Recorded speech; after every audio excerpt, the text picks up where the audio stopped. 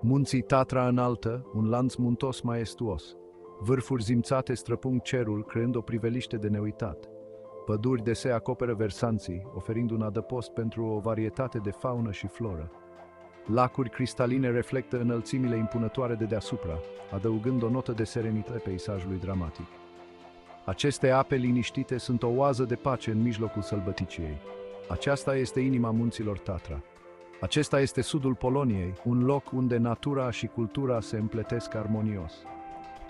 Ascunși printre acești munți se află Goralii, un grup etnic distinct cu rădăcini ce se întind cu secole în urmă. Ei trăiesc în armonie cu natura, păstrând tradițiile și obiceiurile strămoșilor lor. Povestea lor este împletită cu munții înșiși, fiecare piatră și vale având o semnificație specială în istoria lor. Goralii, adesea numiți și munteni, împărtășesc o moștenire comună cu oamenii din munții Carpați. Cultura lor este bogată în tradiții și folclor, reflectând legătura lor profundă cu munții. Originile lor rămân o sursă de dezbateri. Unii istorici cred că se trag din păstorii nomazi care au traversat aceste regiuni cu secole în urmă. Unii istorici cred că se trag din păstorii nomazi care au găsit în aceste munți un loc ideal pentru a-și păstori turnele.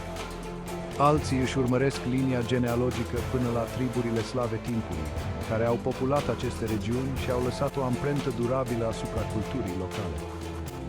Munții Tatra înaltă, cu văile lor îndepărtate și terenul dificil, au oferit un refugiu natural pentru gorali. Acești munți au fost un sanctuar, protejându-i de invazii și pericole. Ei și-au construit o viață în mijlocul frumuseții aspre, menținându-și cultura și tradițiile unice de-a lungul secolelor. Festivalurile culturale și casele tradiționale sunt mărturii vii ale moștenirilor bogate. Cu secole în urmă a început un val de migrație. Acest val a fost unul dintre cele mai semnificative din istoria Europei de Est. Păstorii și familiile lor au călătorit spre nord din regiunea Transilvaniei, acum parte a României, căutând noi pășuni. Au trecut munții Carpați, înfruntând condiții dure și teren accidentat. Printre acești migranți se aflau și strămoșii goralilor polonezi. Acești oameni curajoși au lăsat în urmă tot ce știau pentru a găsi un nou început. Ei au găsit alinare în munții Tatra înaltă, unde peisajele erau la fel de impresionante ca cele din Transilvania. Vârfurile impunătoare și văile verzi le oglindeau patria lor, oferindu-le un sentiment de familiaritate și siguranță. S-au stabilit în comunități mici, izolate, adaptându-se la provocările noului lor mediu. Au construit case tradiționale și au dezvoltat o viață comunitară strânsă. Goralii au adus cu ei limba lor, un dialect cu rădăcini în limba română, dar influențat de poloneză de-a lungul timpului. Acest dialect a devenit o parte esențială a identității lor. Au adus obiceiurile și tradițiile lor, țesându-le în textura noilor case.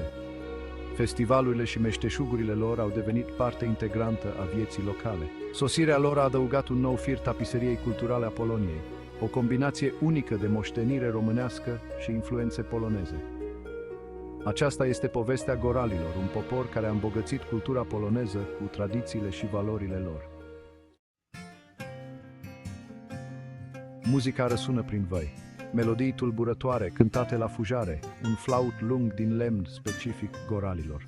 Sunetul său este atât melancolic cât și înălțător, o reflectare a peisajului montan.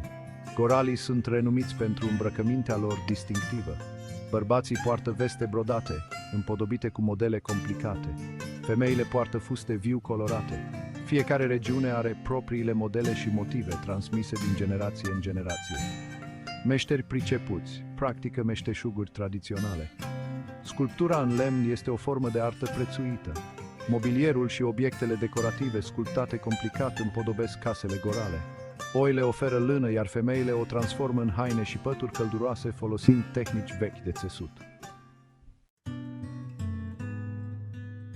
Satele gorale sunt împrăștiate în munții Tatra înaltă. Casele tradiționale din lemn stau ca mărturii ale moștenirii lor, construite pentru a rezista iernilor aspre. Gajdina, stăpâna casei, a jucat un rol esențial în societatea gorale, fiind responsabilă de casă și familie. Cunoștințele ei despre medicina tradițională și remediile pe bază de plante erau esențiale. Casele erau construite din lemn, pereții fiind împodobiți cu sculpturi complicate. Acoperișurile abrupte și înclinate au fost concepute pentru a face față ninsorilor abundente. Interiorul, un refugiu călduros. O vatră centrală oferea căldură și un loc unde familiile se puteau aduna. Aceste case tradiționale sunt mai mult decât simple locuințe. Sunt simboluri ale identității gorale, o legătură tangibilă cu strămoșii lor. Secțiunea 5. Un festin al simțurilor. Delicatese culinare ale gorarilor. În inima munților Tatra, tradițiile culinare ale gorarilor sunt o adevărată comoară. Aroma brânzei afumate umple aerul, evocând amintiri din vremuri străvechi. Bucătăria gorală este consistentă și savuroasă, modelată de bogăția munților și de tradițiile transmise din generație în generație. Oile oferă lapte pentru brânzeturi și unt, esențiale pentru multe dintre preparatele locale. În timp ce pădurile oferă ciuperci și fructe de pădure, adăugând o notă sălbatică și autentică mâncărilor. Oschipecul este o delicatesă locală, apreciată pentru gustul său unic și textura sa fermă. O brânză afumată din lapte de oaie, preparată cu măiestrie de către meșteșugarii locali, cu o formă fusiformă distinctivă, care o face ușor de recunoscut. Se pune la grătar pe foc deschis, unde capătă o aromă deosebită și o textură crocantă. Și se servește cu sos de merișoare, oferind un contrast perfect între sărat și dulce, oferind un gust autentic al munților Tatra. Coașnița încălzește sufletul, fiind o mâncare reconfortantă. O supă acrișoară de secară făcută cu carne afumată și cartofi, perfectă pentru zilele reci de iarnă. Perfectă după o zi de explorare a traseelor montane, când corpul are nevoie de refacere și energie. Ospitalitatea gorală este legendară. Vizitatorii sunt întâmpinați cu brațele deschise și cu zâmbete calde și invitați să ia parte la mese tradiționale, unde fiecare fel de mâncare spune o poveste.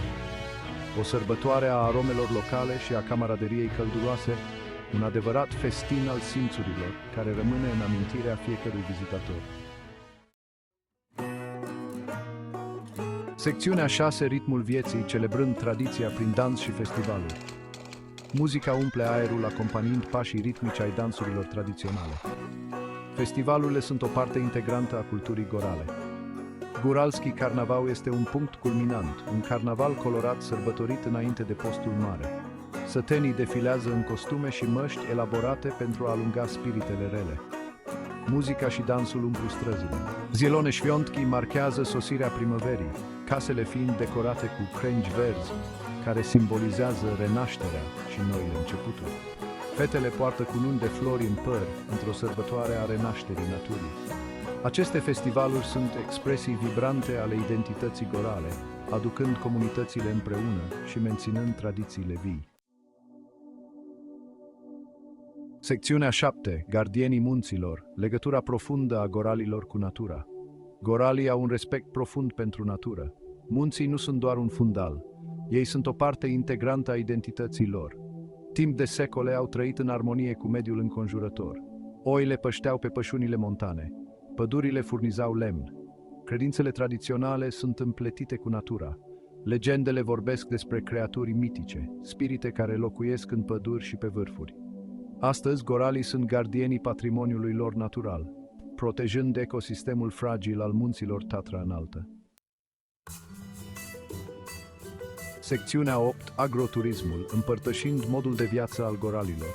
Frumusețea munților Tatra atrage vizitatori din întreaga lume. Goralii au îmbrățișat agroturismul, împărtășind modul lor de viață cu lumea. Oaspeții stau în pensiuni tradiționale, experimentează căldura ospitalității gorale, învață despre obiceiurile și tradițiile lor. Traseele montane șerpuiesc prin munți, oferind priveliști uluitoare. Vizitatorii pot degusta bucătăria locală. Pot achiziționa suveniruri lucrate manual. Agroturismul oferă o sursă vitală de venit. Ajută la păstrarea culturii gorale pentru generațiile viitoare. Secțiunea 9. O punte culturală, goralii ca o legătură între Polonia și România. Goralii sunt o punte culturală unică, legând Polonia și România. Limba lor, un dialect românesc, a evoluat de-a lungul timpului, dar și-a păstrat caracterul distinct. Schimburile culturale dintre gorali și omologii lor români devin din ce în ce mai frecvente. Festivalurile și evenimentele celebrează moștenirea lor comună. Goralii ne amintesc că culturile nu sunt statice, ele sunt fluide și dinamice, evoluând constant prin interacțiune și schimb. Secțiunea 10. Păstrând trecutul, îmbrățișând viitorul, spiritul durabil al goralilor. Lumea se schimbă rapid. Globalizarea amenință să omogenizeze culturile. Cu toate acestea, goralii se agață de tradițiile lor. Tinerii își îmbrățișează moștenirea, învățând meșteșuguri tradiționale, menținând muzica și dansurile vii. Goralii demonstrează că este posibil să păstrezi trecutul în timp ce îmbrățișezi viitorul. Povestea lor este una de rezistență, adaptare și o dragoste durabilă pentru casa lor montană.